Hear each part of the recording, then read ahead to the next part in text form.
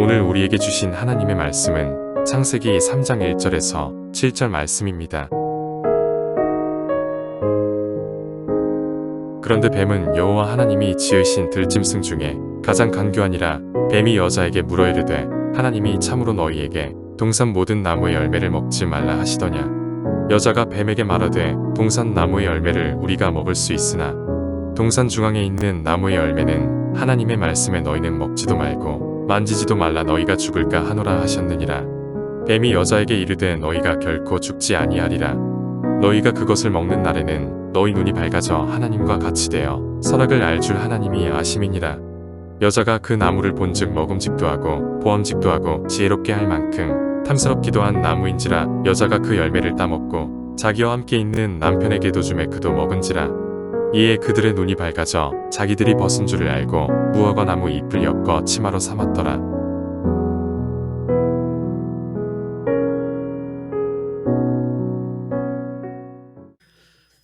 오늘 본문은 교회를 다니지 않는 분들이라도 한 번씩은 들어보았을 만한 이 선악과 사건입니다. 인류 최초의 죄 현장이고 성경은 모든 문제의 근원이 이 죄로 인해서 시작했다라고 우리에게 알려주고 있는 책입니다. 인류의 모든 비극의 첫 단추가 여기에서부터 잘못 맞춰졌다라고 말하고 있죠. 우리가 열심히 살지만 아무리 노력해도 안 되는 절망을 이 땅에서 만나게 됩니다. 역사 속에서 최선을 다하고 노력을 하면 할수록 이 절망을 만나게 되는데요. 우리가 깨닫게 되죠. 이 절망이 있구나. 우리 힘으로 안 되는 영역이 있구나. 이걸 빨리 깨달은 사람일수록 어쩌면 축복받은 사람입니다. 우리 힘으로 안 되는 것을 깨달은 사람이 복음 앞에 서고 또 예수님을 받아들이게 되죠. 성도님들께서도 이 복음 앞에 또 우리 죄의 문제 앞에 예수님을 붙잡는 자 되시길 주님의 이름으로 소원합니다. 오늘은 우리가 왜 죽습니까? 의학이 아무리 발전해도 우리가 죽는 이유는 죄 때문에 죽습니다. 죄의 결과긴 하지만 죄로 인해서 우리는 죽습니다. 왜 우리가 아픕니까? 죄로 인해서 아픕니다. 왜 우리가 싸웁니까? 죄로 인해 싸움이 시작됐습니다. 우리 아이들에게도 말하죠. 너는 왜 공부하니? 죄 때문에 공부한다. 왜 외국어 공부하니? 성경을 봐라. 언어가 나눠졌다. 죄를 안 졌으면 외국어 공부 안 했을 텐데. 이런저런 얘기, 모든 문제들이 죄 때문에 왔다라고 성경은 우리에게 말합니다. 오늘 본문을 보며 우리가 이 죄는 무엇인가에 대해서 한번 생각하려고 하는데요. 하나는 죄는 어떻게 왔는가? 두 번째는 죄는 어떻게 우리를 유혹했는가? 세 번째는 이 죄의 본질에 대해서 우리가 한번 살펴보고요. 이 죄의 본질을 살펴봤을 때 오늘 우리가 받을 수 있는 교훈들이 있으리라 생각합니다. 먼저 1절 말씀을 제가 한 번 더 읽어보겠습니다.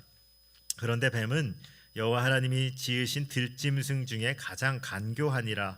뱀이 여자에게 물어 이르되 하나님이 참으로 너희에게 동산 모든 나무의 열매를 먹지 말라 하시더냐. 죄는 뱀의 유혹으로 사람에게 찾아옵니다. 뱀도 창조주 하나님이 지으신 선한 피조물 중 하나였습니다. 여기 간교하다라고 쓰여져 있는데 원래 이 단어는 부정적인 단어는 아닙니다. 이 문맥에 따라서는요 지혜롭다라는 뜻으로 번역되고요, 나쁜 문맥에서는 간교하다라는 뜻으로 번역하게 됩니다. 우리도 사람들을 볼 때요, 저 사람 참 지혜로워 이렇게 말할 때 있잖아요. 근데 이게 좋게 쓰이면 똑똑하다는 의미인데 참 지혜롭다라고 말할 때 나쁜 의미로는 사람을 막 조종하려고 하고 막 좀 자기 책략을 펼치려고 할 때도 그런 말을 쓰는 것처럼 이 지혜롭다, 간교하다라는 단어가 바로 그런 것이죠. 뱀도 이 하나님이 만드신 피조물 중 하나였는데 이 어둠이라고 말할 수 있는 사단에게 붙잡히면서 그에게 있어서 죄를 짓는 통로로 쓰이게 됩니다. 어떤 분들은 이 본문을 읽으면서 마음이 어려움을 겪습니다. 하나님의 창조까지는 어떻게 해도 믿어보려고 했는데 갑자기 뱀이 말을 해버리니까 이제 이걸 어떻게 이해해야 되나. 오늘 말씀을 읽으면서 아무런 거리낌이 없는 성도님들은 교회 안에서 잘하셔서 그럴 건지도 모르겠습니다. 한번 생각해 보십시오. 역사 속에서 뱀이 어떻게 말을 했을까? 어떻게 아담을 하와에게 찾아갔을까? 우리가 생각하면요 어려움들을 겪게 됩니다. 성경은 이러한 영적인 문제에 대해서, 영적인 것들에 대해서 우리에게 밝혀줍니다. 눈에 보이는 것이 아니라 눈에 보이지 않는 영역이 있다라고 우리에게 말하고 있죠. 이건 무슨 공포 영화를 말하는 것이 아닙니다. 하나님의 뜻에 따라 살지 못하게 하는 영적인 세력이 있고 그 싸움이 우리 안에 일어납니다. 그런데 이런 영적인 가르침에요, 두 가지 사람을 보게 돼요. 하나는요, 영적인 이런 전쟁이나 이런 싸움에 굉장히 민감하신 분들이에요. 너무너무 민감한 분들이죠. 너무너무 민감해서 어떤 일들을 해도 다 영적으로 해석하려고 그래요. 성도님들, 여기서 나온 이단이 있죠. 그 귀신론이라는 이단입니다. 다 영적인 것들로 풀어요. 그래서 감기 걸려도 뭐 때문에 감기 걸렸다? 사단이 너한테 역사하고 있다. 오늘 교통사고가 이게 잠깐 뭐 작게 해도요, 그거 지금 사단한테 꼬임에 넘어간 거다. 빨리 회개해라. 이게 어떻게 보면 맞는 말인데 그게 안 걸릴 사람이 없는 거죠, 사실. 그런 식으로 접근하면. 그리고 이러한 귀신론이나 이런 것들에 자꾸 시달리는 분들이 입으로 자꾸 주문처럼 외치는 게 있어요. 들어보셨죠? 나사렛 예수 그리스도의 이름으로 명하노니 사단아 너는 떠나갈지어다. 물론 예수님의 이름은 힘이 있습니다. 그리고 그렇게 기도해야 되는 건 맞습니다. 그런데 하도 시달려서요, 주문처럼 자꾸 어디에 가서든지 막 그런 주문처럼 외우고 다니는 분들이 있는 거죠. 또 다른 부류로는요, 이런 영적인 일들을 무지한 분들이 있어요. 전혀 관심이 없는 거죠. 영적인 일들이 도대체 어디에 있느냐, 보이는 것만 해도 지금 못 살겠는데 자꾸 그런 얘기 하지 마라. 그런데 유감스럽게도 아무리 내가 영적인 전쟁이 없다고 해도 없으면 참 좋겠지만 그런 분들은 어떻게 당합니까? 무방비 상태로 당하는 거죠. 사실 우리의 인생이 때로는 어두운 곳으로, 이 사단의 통로로 우리가 자꾸만 쓰이는 겁니다. 영적인 것들이 없다라고 부정할 때 말입니다. 성경은요, 그런데 이 영적인 일들이 왜 이렇게 어렵냐면요, 사단에 대해서 정확하게 말해주는 구절들이 많지 않습니다. 그러니까 성경의 곳곳에 이런 영적인 존재, 어두움에 대해서, 귀신에 대해서 말하고 있지만 그것만 놓고 제대로 무언가를 딱 설명할 만한 많은 분량이 없다는 것이죠. 핵심은 이런 것입니다. 왜 그러냐면 그 정도만 알면 되는 거예요. 하나님께서 필요하신 분량만큼 우리 가운데 말씀을 남겨주신 겁니다. 혹시라도 성경의 가르침을 넘어서서 뭔가 개인적인 체험을 확신처럼 가르치는 곳이 있다면 그런 게가 이단이라는 것이죠. 이거는 이렇게 해야 된다, 이건 저렇게 해야 된다, 영적인 일들은 이런 방식으로 해야 된다라고 말한다면 그런 곳은 좀 멀리 해야 될 필요가 있는 겁니다. 저는 중요한 것은 이 감각이라고 생각합니다. 균형 감각. 오늘 영적인 문제가 우리 안에 있습니다. 그러나 영적인 일들을 너무 멀리해서는 안 됩니다. 적당한 영적인 감각이 우리 안에 있어야 되겠죠. 성경이 얼마나 지혜로운지 이 감각에 대해서 우리에게 알려줍니다. 야고보서 4장 7절과 8절은요, 우리가 어떻게 영적인 전쟁을 해야 될지에 대한 가르침입니다. 우리 한번 화면을 보면서 같이 읽어볼까요? 함께 읽겠습니다. 시작. 마귀를 대적하라. 그리하면 너희를 피하리라. 하나님을 가까이 하라. 그리하면 너희를 가까이 하시리라. 아멘. 마귀를 피하고 대적하는 방법이 무엇인가? 이 야고보서 4장 7절과 8절 앞뒤로 둘러싼 게 있어요. 마귀를 대적하라는 말씀 앞뒤로 뭐가 둘러싸여 있냐면 앞에는요, 너희는 하나님께 복종할지어다. 그리고 뒤에는요, 하나님을 가까이 하라. 형제님들, 마귀를 대적하는 가장 좋은 방법은 하나님의 순종하는 것, 그리고 하나님을 가까이 하는 것입니다. 사단을요, 가까이 할 필요가 없다는 거예요. 이게 참 신비합니다. 어둠은요, 가까이 하면 가까이 할수록 더 능력이 있어요. 생각을 하는 거예요. 나는 오늘 음란한 생각 안 하겠다. 음란한 생각 안 하겠다. 음란한 생각 안 하겠다. 그러면서 계속 하루 종일 음란한 생각 안 하겠다고 하십시오. 그럼 어떤 생각이 찾아와요? 음란한 생각이 찾아오기 시작합니다. 묘한 겁니다. 사단에 대한 이런 생각들은요, 대적하고 싸우는 게 아니고요, 실은 물리쳐야 되는 거죠. 어떻게? 빛 가운데로 들어가는 것입니다. 하나님께로 들어가는 것입니다. 하나님 말씀에 순종하는 것입니다. 그러면요, 우리가 하나님 앞에 살아가게 되는 것입니다. 사실 아담에게, 하와에게 뱀이 왔을 때 가장 지혜로운 방법은 뭔지 아십니까? 대화하지 않는 것입니다. 몇 마디 나눠보고 딱 느낌이 왔을 때 하나님께 나가면 되는 거죠. 그럼 어두움에 쌓여있는 그 영적인 세력이 하나님께 나갈 수 있었겠어요? 못 나갔겠죠. 근데 그들의 가장 큰 문제점은요, 그 대화를 이어갔다는 겁니다. 그 대화를 쭉 해나간 겁니다. 그러면서 시험에 빠졌다는 거죠. 이제 살펴볼 거는 이런 겁니다. 사단은 그럼 어떻게 공격했는가? 우리 사단의 공격 방법입니다. 1절을 제가 후반부를 다시 한번 읽어드릴게요. 뱀이 여자에게 물어 이르되 하나님이 참으로 너희에게 동산 모든 나무의 열매를 먹지 말라 하시더냐. 성도님들, 뱀이 약하게 유혹하고 있습니다. 언뜻 맞는 말인데 잘 보면요, 이게 뭔가 뉘앙스가 다른 겁니다. 창세기 2장 16절과 2장 17절에는요 하나님께서 이렇게 말씀하십니다. 여호와 하나님이 그 사람에게 명하여 이르시되 동산 각종 나무의 열매는 내가 임의로 먹되 선악을 알게 하는 나무의 열매는 먹지 말라. 내가 먹는 날에는 반드시 죽으리라 하시니라. 아멘. 이게 최초의 하나님 말씀, 여기 행위 언약의 핵심입니다. 하나님께서 이렇게 말씀하십니다. 동산 각종 나무의 열매는 내가 임의로 어떻게 하라?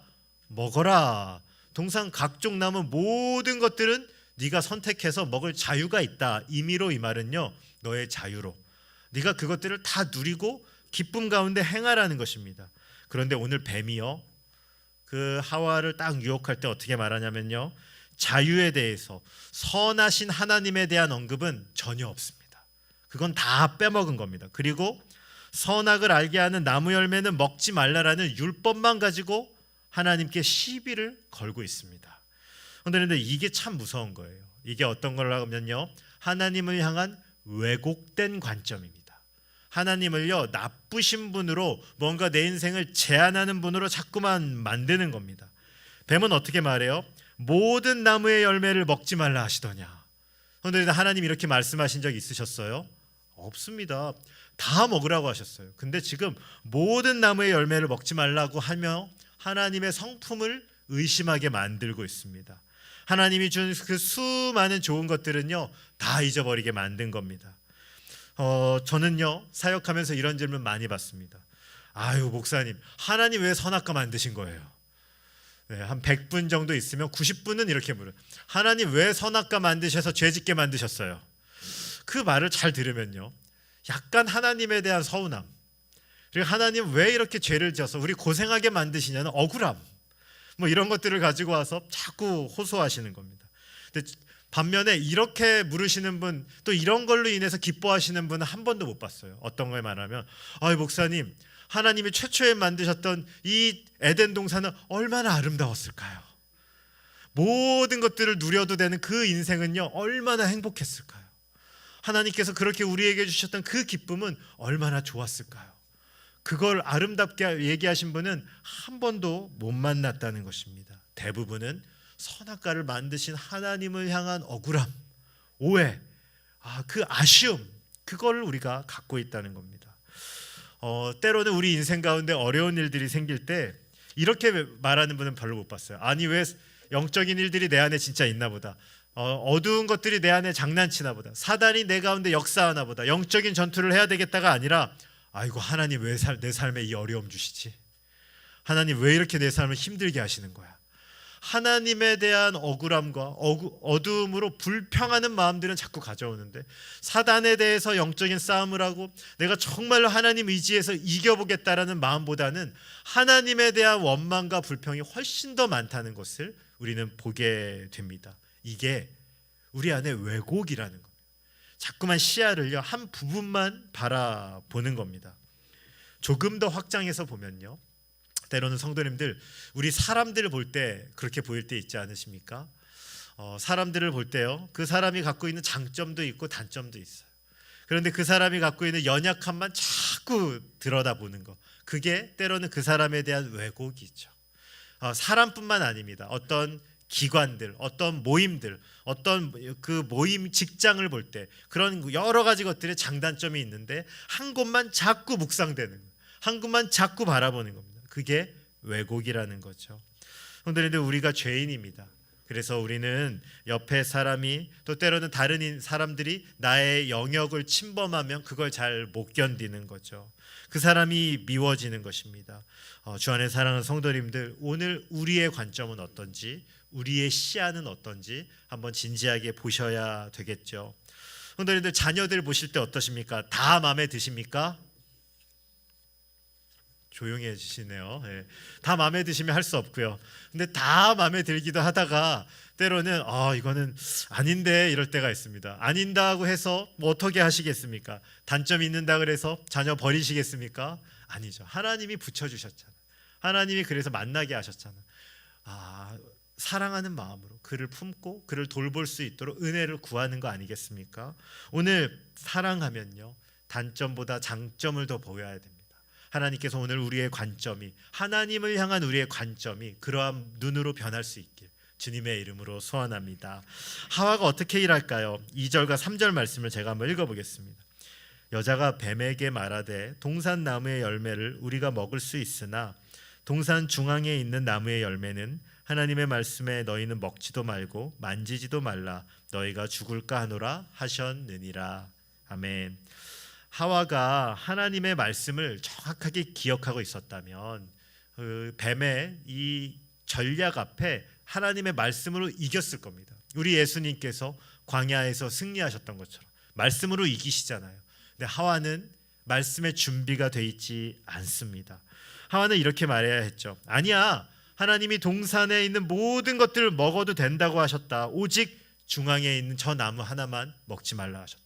그리고 그걸 먹는 날에는 반드시 죽는다고 하셨어. 이렇게 말해야 되는 것이었습니다. 그리고 또 하나, 뱀, 너 가라. 이렇게 해야지 완벽했겠죠. 그런데 오늘 하와도 하나님의 말씀을 왜곡합니다. 어떻게 말해요? 만지지도 말라. 하나님께서 이렇게 말씀하신 적 있으셨나요, 성도님들? 한 번도 없습니다. 선악과를 향해서 만지지도 말라라고 말한 적 없어요. 이거 누구 생각이에요? 하와 생각이죠. 하나님을 향한 왜곡된 마음이요, 이 미움을 불러일으킨 거예요. 하나님은 자유를 뺏는 분이야. 하나님은 우리를 억압하는 분이야. 하나님은 우리의 삶을 불행하게 만드는 분이야. 그 마음이 들어오니까 만지지도 말라. 얼마나 자유를 억압하는 행동이에요. 하나님을 그렇게 보고 있습니다. 그리고 또 어떻게 말해요? 선악과를 먹으면 죽을까 하노라. 묘한 말입니다. 죽는다는 겁니까? 안 죽는다는 겁니까? 이 하나님의 말씀을요, 뭔가 바꾸고 있어요. 하나님은 반드시 죽는다 그랬는데 그 말을요, 죽을까 하노라. 죽을지도 있고 어쩌면 안 죽을 수도 있어. 이게 하나님 말씀을요, 자꾸만 물타기 하는 거예요. 하나님 정확하게 이야기했는데 그 말씀을 그대로 안 받고 있습니다. 성도님들 왜 그럴까요? 뱀이요, 참 지혜로운 거죠. 아담에게 안 갔다는 겁니다. 왜 하와에게 갔을까요? 하나님의 이 선악과를 먹지 말라는 말씀 하나님이 누구에게 하셨죠? 아담에게 하셨죠. 아담이요, 하나님 말씀 더 정확하게 알았겠죠. 아담이요, 하나님의 말씀을 정확하게 알려주는데 실패한 겁니다. 어떤 의미에서. 그래서 하나님의 말씀을 건네들은 하와에게 찾아간 거예요. 그리고 그의 마음을 흔들어 놓은 겁니다. 여기 또 결정적인 실수가 있는데요. 창세기 2장 16절과 17절, 하나님께서는요, 그들을 이렇게 얘기합니다. 여호와 하나님이 그 사람에게 명하여 이르시되 동산 각종 나무의 열매는 내가 임의로 먹되. 16절에 보시면요, 동산 각종 나무의 열매는 누구에게? 내가, 이렇게 말합니다. 이 말은요, 성경의 원어로 보면 1인칭이에요. 너에게, 너를 향한 말씀이에요. 하나님의 말씀은 항상 우리 자신을 향합니다. 그런데 뱀이 어떻게 묻냐면요, 3장 1절을 보시면요, 그런데 뱀은 여호와 하나님이 지으신 들짐승 중에 가장 간교하니라. 뱀이 여자에게 물어 이르되 하나님이 참으로 너희에게, 이렇게 말합니다. 성도님들, 너희에게 이 말은요, 원어로 보면 복수 형태로 쓰고 있어요. 그러니까 무리, 그룹을 형태로 말씀을 전하고 있습니다. 하나님께서 아담에게 주신 말씀은 오직 하나님의 말씀, 그를 향한 말씀이에요. 나를 향한 말씀이죠. 근데 내가 먹는 날에는 반드시 죽으리라 라고 말했죠. 근데 2장에서는요, 3장에서는요, 하나님의 말씀이 흐려지고 있는 거예요. 뱀이 전략을 펼치고 있습니다. 교묘하게 하나님의 말씀을 공동체 말씀으로 가져가는 거예요. 우리라는 말씀으로 가져가는 거예요. 그러면서 그 우리 속에 누가 빠지는 거예요? 나 자신이 빠져버리는 겁니다. 이게 아주 무서운 전략입니다. 저 안에 사랑하는 성도님들, 오늘 예배는요, 누구의 예배가 되셔야 됩니까? 성도님들, 나의 예배. 따라해 봅시다. 나의 예배. 나의 예배가 되셔야 돼요. 오늘 하나님을 향한 나의 말씀으로 받으셔야 됩니다. 자꾸 예배할 때마다 그런 생각하시죠. 이거 오늘 누가 와서 들었어야 되는데. 저도 그랬거든요. 이 말씀 걔가 들었으면 좋았을 텐데. 항상 그래요. 나를 향한 말씀인데 말씀의 적용을 자꾸만 나를 향해서 안 하는 겁니다. 옆 사람이, 때로는 우리 공동체가, 때로는 우리 가정이 이러면서요. 더 중요한 건 내가 숨어버리는 거예요. 내가 그 말씀을 안 받는 겁니다. 내 말씀으로 하나님의 말씀을 간직하지 않는 겁니다. 나의 말씀, 체험되는 나의 말씀이 있어야지 우리는 생명을 지킬 수 있어요. 사단과 싸워서 이길 수 있는 그 말씀은요, 내 말씀이 있을 때 지켜지는 겁니다. 그래서 성도님들 기억력 있을 때 우리 아이들 자꾸만 외우도록, 우리 어와나 하면서 제가 참 잘한다 생각하는 게 외우는 거잖아요. 어린 시절에 하나님의 말씀을 자꾸 외우는 거잖아요. 그 말씀을 심령에 심는 거잖아요. 내 말씀이 있어야지 사단이 공격할 때 나를 지키는 거죠. 그때 누구 말씀 이러면 안 돼. 늦은 겁니다. 내 말씀, 내 예배가 우리가 나를 지키는 거죠. 뱀은 교묘하게 초점을 흐리는 거예요. 지금 내 말씀이 아니고 너희가 이러면서 나를 숨어버리게 만드는 겁니다. 하와가 걸려버리는 거예요. 그렇게 얘기하는 거죠. 동산 나무의 열매를 너희가, 우리 3절도 한번 띄워주시겠어요? 창세기 3장 3절. 동산 중앙에 있는 나무의 열매는 하나님의 말씀에 너희는 먹지도 말고, 이게 하와가 얘기하는 거거든요. 너희는이 아니라 동산 중앙의 나무의 열매는 하나님 말씀에 나는 먹지도 말고 이렇게 말했어야 되죠. 나를 향한 개인적인 말씀으로 이야기했어야 됩니다. 하와는요, 오늘 두루뭉실하게 하나님의 말씀을 지금 적용하고 있는 거예요. 하나님의 말씀을 개인적인 말씀이 아니고요, 이걸 뭐라고 말할 수 있냐면 종교적인 말씀으로 들은 겁니다. 그냥 예배 온 거예요. 습관적으로 그냥 와서 그냥 형식적으로 기억하는 거예요. 귀로 들은 거예요. 근데 아직 그 말씀이 내 말씀으로 내 마음에 소화가 안 됐고 씹어지지 않은 겁니다. 나를 지킬 수 있는 말씀이 안 되는 것이죠. 제가 선교사 시절에 제가 섬겼던 선교사님이 지역 선교사 대표 모임에서 설교할 일이 생겼어요. 한 30명 정도 되는 선교사 모임에서 설교한다는 거예요. 그래서 저는 어린 나이에 좀 긴장되잖아요. 그래도 목사님들 모여놓고 설교하려면 좀 긴장되지 않을까, 그런 마음이 있어서 선교사님께 물었어요. 선교사님, 그 선교사님들 앞에서 다 그 쟁쟁한 선교사님들 앞에서 설교 준비하시려니까 긴장되시죠? 그랬더니 선교사님 대답이 뭐냐면 하나도 안 긴장돼 그러시는 거예요. 아니 왜 안 긴장되세요? 그랬더니 명답을 하셨습니다. 아무도 안 들어. 설교 대회 가서 거기 몇 번 가봤는데 아무도 설교를 해도 설교를 안 들어. 그러니까 그냥 하면 돼 그러시는 거예요. 참 제가 어린 나이였는데 20대 초반의 나이였는데 참 그게 오래 기억이 남았어요. 그 다 오래 사역한 분들, 다 지역에 내노라는 선교사님들 모여서 대회를 하는데 아무도 설교는 귀담아 듣지 않는다는 겁니다. 그런데 유감스럽게도 신앙생활을 오래 하면 오래 할수록, 교회 다니시면 다니실수록, 직분이 있으면 있을수록 하나님의 말씀을 내 말씀이 아니라 종교적으로 듣기가 더 쉽습니다. 너무 오래 신앙생활 하셨거든요. 너무 오랫동안 이 자리에 있었거든요. 그래서 내 말씀으로 먹는 게 아니고요, 그냥 흘려놓고 나중에 듣지, 그냥 그러기가 너무너무 쉽다는 겁니다. 뱀의 전략이 오늘 그겁니다. 하나님의 말씀을 나의 말씀이 없는 그 자리에 가서 종교적인 대화로 이걸 바꿔버리는 거죠. 그냥 그런 거 아니겠어? 이런 식으로 시도하는 겁니다. 교묘하게 우리가 이러면서 너는으로 빠져버리는 거예요. 오늘도 하나님의 말씀을 들을 때 성도님들, 우리의 말씀이 물론 우리의 말씀입니다. 그러나 나의 말씀으로 먼저 받으셔야 됩니다. 그리고 그 말씀을 씹으시고 그 말씀을 지키셔야 되죠. 이 말씀이 있어야지 내 생명을 건진다. 이 말씀을 붙잡아야지 한 주간 나는 제대로 살 수 있다. 그런 마음으로 말씀을 받으셔야 되는 거죠. 뱀의 교활함은 그 모든 대화를 종교적으로 만들고 있습니다. 성도님들, 종교적이라는 게 뭐냐면요, 하나님 이야기는 해요. 잘 들으세요. 하나님 이야기를 하고요, 하나님 이름으로 모여요. 그리고 하나님 이름으로 많은 것들을 합니다. 그런데 정작 하나님의 임재가 그 자리에 없어요. 우리도 얼마든지 그럴 수 있습니다. 저도 그런 적이 있습니다. 종교의 모임으로 나갑니다. 목사로 나갑니다. 많은 대화를 합니다. 그런데 때로는 후회할 때가 있어요. 하나님이 안 계신 것 같아요. 교회 모임으로 교회 얘기를 하고 뭔가를 얘기하는데 하나님이 여기 계신다면 정말 들을 수 있는 얘기를 하는 것일까? 아닐 때가 있더라고요. 너무너무 속상한 거죠. 종교적인 사람이 되는 것입니다. 성도님들, 하나님을 말하지만, 입으로 하나님에 대해 얘기하지만 하나님을 전혀 두려워하지 않고 있다면 그게 종교인인 것이죠. 오늘 우리의 말씀은 나의 말씀입니까? 그리고 우리는 종교인이 아니라 정말로 체험적으로 하나님 앞에 선 신앙인이 되어가고 있습니까? 나의 말씀으로, 나의 개인적인 말씀으로 하나님의 임재 앞에 설 수 있는 저와 여러분 되시길 주님의 이름으로 축원드립니다. 이제 다 흔들리기 시작했어요. 이제 뱀의 본격적인 전략 한 방이 여기 나옵니다. 우리 4절과 5절 말씀, 4절을 제가 읽고요, 5절을 우리 성도님들께서 함께 읽어주시겠습니다. 뱀이 여자에게 이르되 너희가 결코 죽지 아니하리라.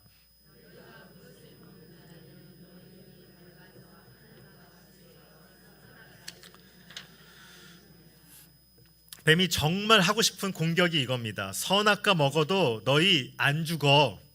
이 거짓말을 위해서요, 요새 이런 말을 빌드업이라고 하더라고요. 한 걸음 한 걸음 쌓아놓은 거예요. 한 방에 딱 가서 너 선악과 먹어도 안 죽어 그러면 딱 바로 쳐낼 거 아니까 한 걸음 한 걸음 한 걸음 하나님의 말씀을 종교적으로 듣게 하고 나는 빠지게 하고 계속 이러면서 이제 한 방 딱 날린 겁니다. 선악과 먹어도 안 죽어.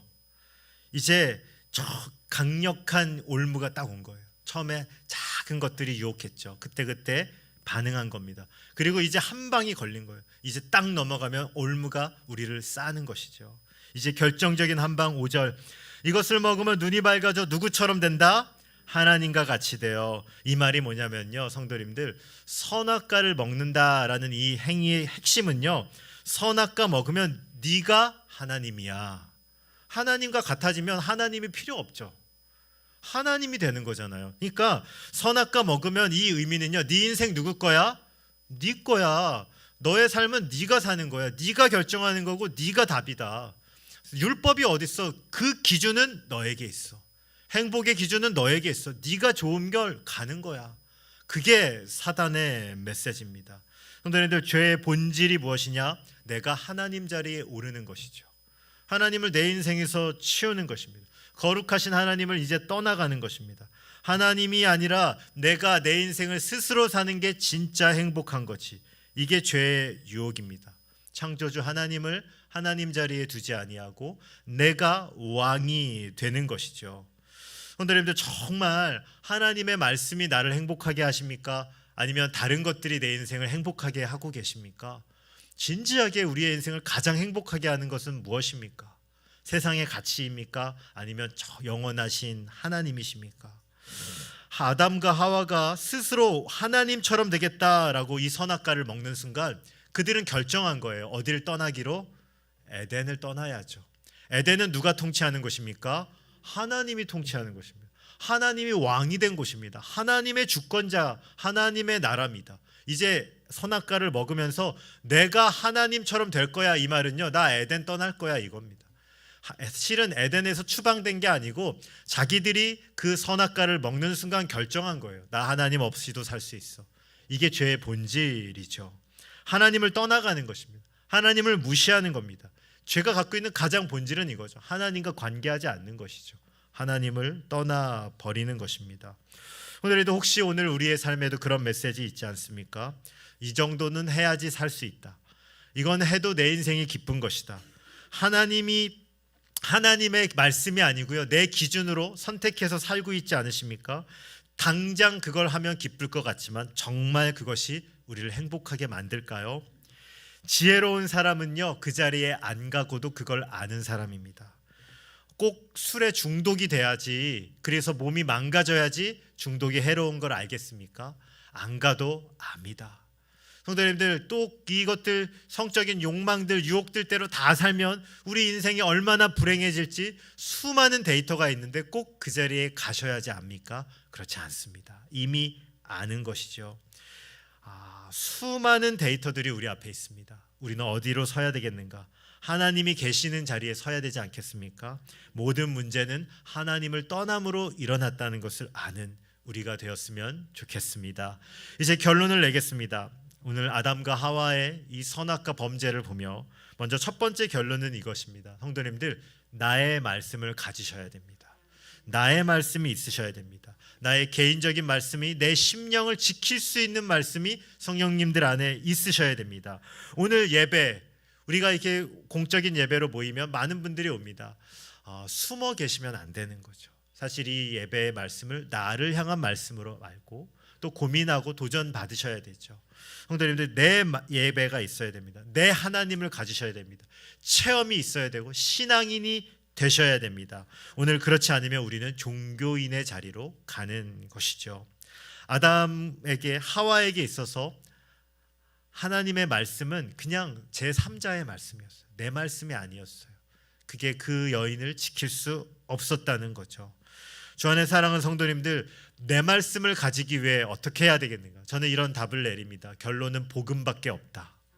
우리 예수님밖에 없습니다. 예수 그리스도밖에 없습니다. 그분 십자가로 돌아가셔야 됩니다. 하나님이 이처럼 이 세상을 사랑하사 독생자를 주셨으니 그 하나님의 사랑이신 예수 그리스도를 믿고 그분 안에 들어가십시오.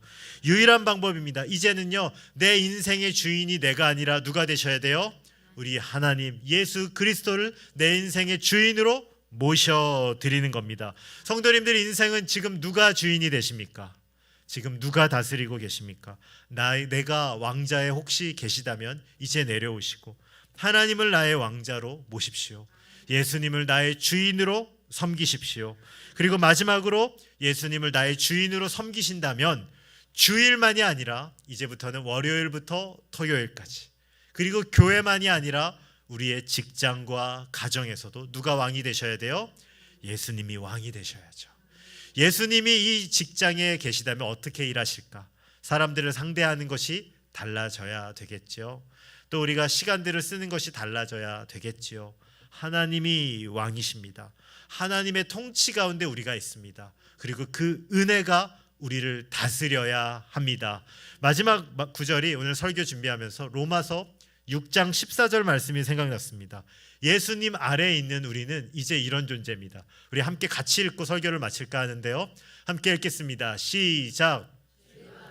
주장하지 못하리니 이는 너희가 법 아래에 있지 아니하고 은혜 아래에 있음이라. 아멘. 성도님들, 예수 그리스도 안에 있는 우리는 법 아래에 있지 않습니다. 죄 아래 묶인 인생 아닙니다. 이제 은혜 아래에 있습니다. 하나님이 우리를 은혜 안에 살도록 풀어주셨습니다. 이 자유가 이미 우리 안에 있음을 알고 정말 한 번뿐인 이 삶, 예수 그리스도를 왕으로 섬기며 인생 살 수 있는 저와 여러분 되시길 주님의 이름으로 축원드립니다.